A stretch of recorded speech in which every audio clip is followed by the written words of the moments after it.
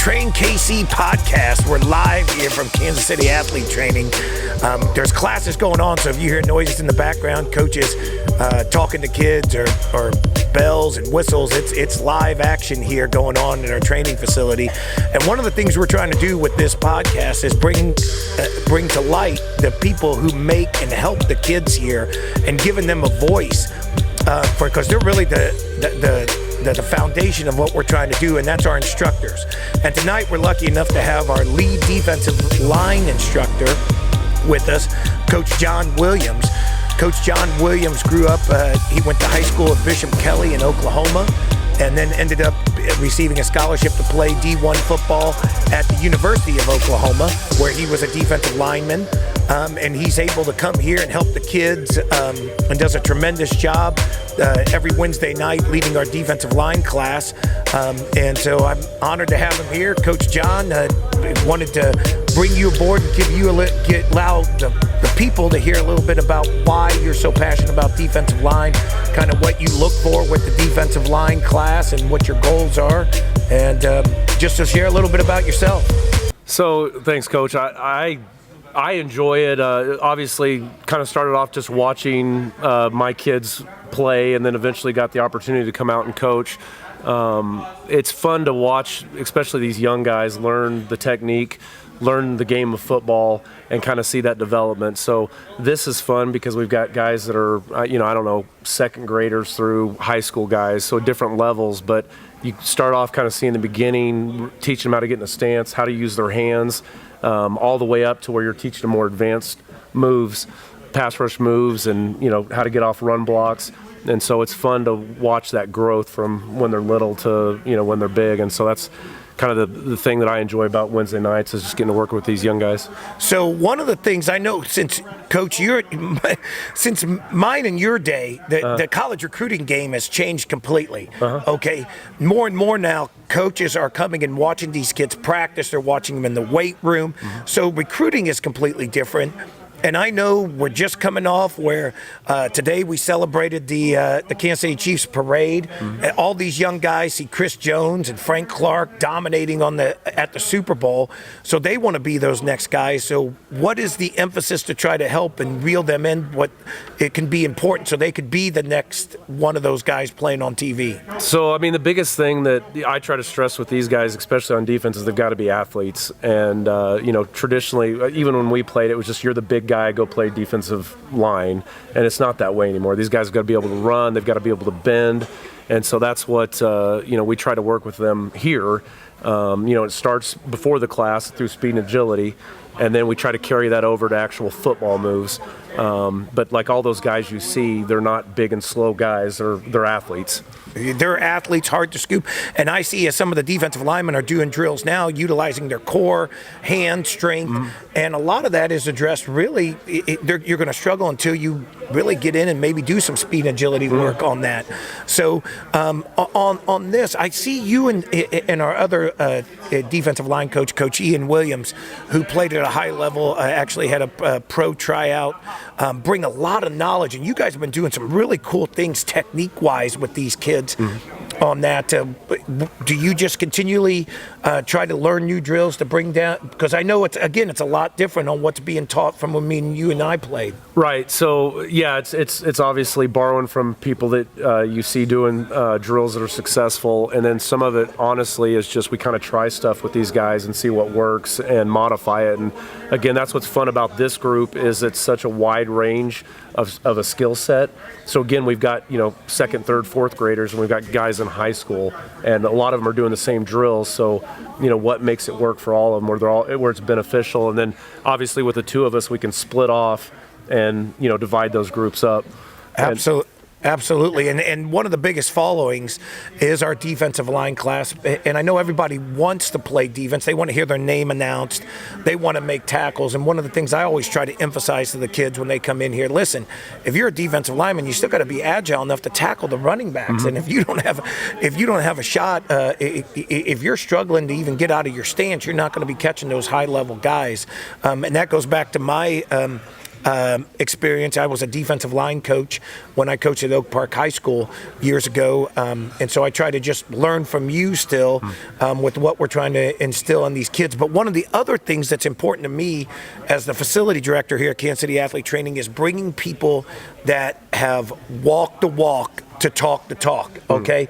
You played at that high level, and so many parents come in and go, well, my son he's not used to people talking to him or getting after him, if you will. And I try to tell parents, man, you don't understand. There's levels to this. And as you move up, if you don't understand how to be coached, then you're going to struggle and you're going to be forced out. Can you shed some light? Because I know me and you've talked about how hard it was playing at, two Big 12 schools like that. Right. So, I mean, it's funny because when they're going to push them harder in high school. They will at a youth level, but especially when you get to that level, I mean, they're paying for your school. You're kind of theirs, and it's and there's a million guys that want your spot, so they can be done with you just as quick as they brought you in, and there's just kind of that expectation, and I think that's one of the great things that's taught, here throughout the week is just holding those kids accountable and, and letting them know, kind of get a sense for what they're in for. And it's not a bad thing. I mean, they're going to make you a better person and, hopefully a better man, but it's different. Well, and then another great thing a lot of people may not realize about you is you understand, because you have a son going through it right now. One of the kids hanging up here in the facility, we have banners of the kids that have trained here and went on to achieve success. And so Coach John's son, James Williams, is a current freshman in college. He said about last year in 2021, he was all-conference player of the year, defensive lineman, 6'7", defensive end for Park Hill South, was an amazing athlete, but kind of a late bloomer. And so all these kids think, just because I break all these records, I'm going to get guaranteed a college scholarship, but sometimes that's not always the case, especially if you're a late bloomer like your son. So he had to he's going the JUCO route on that. And maybe you can give some insight on what it's just like from a parent standpoint, from a kid who was absolutely one of the best high school players in Kansas City, seeing him not be able to, to go maybe the route he wanted to go, but not giving up his dream and then being defensive player of the game in his bowl game this year. Yeah, so I mean, like you said, he's a late bloomer, and one of the things that we found out that actually kind of surprised me is, I mean, colleges really look at these kids when they're freshmen, sophomores, and kind of put them on the radar then. And so when you break out as a senior, it's almost too late. Yep. So that was kind of the route he went, was, he needed more film. Yeah. And so that's kind of why he did what he did, rather than take a mid-major. He wanted to go somewhere bigger, and so he's doing it through the junior college route to prove what he can do. And obviously he's doing well with that. He was defensive player of the game in their bowl game back in December. But so not only do you have your oldest son, your oldest child going through this right now, but your daughter is a current junior at Park Hill South and going for the basketball route. So you're doing kind of learning from your first experience with them, and now she's bloomed a little bit sooner on that. So now you're going through this whole college recruiting process with her on that as well. Yeah. Yeah, we've been fortunate to do it with both of them, and it was nice to see. I mean, he kind of was the guinea pig for us a little bit, to kind of see the whole process, because it's changed so much.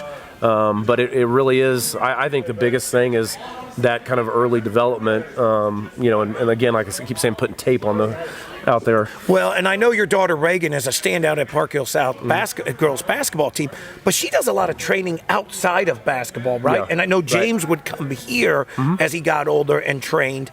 But don't you feel that's kind of, you mentioned the early bloomer and how important it is for kids to be training to make sure they put themselves in a position to where, see, I always preach it, but it's great to have from other people about where you play youth football is important. Yeah. Okay, if you're playing somewhere where you're just maybe on a team that wins and you're not getting developed, then you're putting yourself behind the 8 ball, because you want to go in and be able to hit the field. Okay, maybe some teams, especially at the 6A level, aren't or maybe they can't just walk in and play varsity football, but by your sophomore year, you want to compete. Mm-hmm. And one of the things you've been able to do is we've had 2 kids that played here last year as 8th graders, played under your tutelage with Matthew Martinez and Jude Cousins, both going to Blue Spring South, a 6A school. Right. And those kids are already being factored into the equation, whether it's going to be the offensive line, defensive line, about getting opportunity. So what was your success with them? So, again, and that's the thing, right? Like, nobody's watching you play 8th grade football. The college coaches aren't watching you, but what we are doing with those guys is preparing them so that when somebody is watching them, they're ready to play. And so, like with those guys, it was competition every day, and they were going up against each other and other top-level competition, so that by the time they walk into a 6A school with all that competition, they're ready to compete against guys that are 18 years old. Well, and one of the other things I noticed when you had them, when you were running the defensive line this year, you moved them from defensive end to 3 technique to nose, and that was indicative of what you've seen Steve Spagnuolo do with Chris Jones this year. When it was trouble and we needed to stop, you were moving Matthew Martinez out to end. When we had injuries, you were moving Jude Cousins out to end. So as you mentioned, you're living proof of, hey, you got to be an athlete, because the day of just being a big run stopper, the game has changed. It's more of a passing game now than anything. Right. And so obviously rules favor offense so much that the way you exploit it is through your talent. So it's if they've got a smaller tackle or whatever, move your big lineman defensive tackle out there and just bull rush them all game or whatever. So you've got to kind of play the matchup game. So not only has Coach John been living proof with an older child that's in college now, he has a junior that's probably going to get offered here real soon and get more offers to college than she already has. But his youngest son is in here training. He's already done speed and agility tonight, doing defensive line class. So he's living proof of what it takes to get after. Is there anything you would like to say to parents out there that have kids that are aspiring to be to get to the level that your son James achieved? Right. So I mean, if that's your goal, it really starts with putting in the work. And I think we've talked about it. The speed and agility is more important than anything that I can show them. A pass rush move or whatever. They've got to be able to run. They've got to be in good shape. They've got to be able to bend. The flexibility. That's the route to go. If you have those dreams of going on bigger and better things. And kind of back to what you said, I think a good coaching environment in whatever sport they're in is really important at the youth level, because you need somebody that pushes them, holds them accountable, but also, has their best interests in mind. Absolutely. Set, hit. Hit. Set, hit.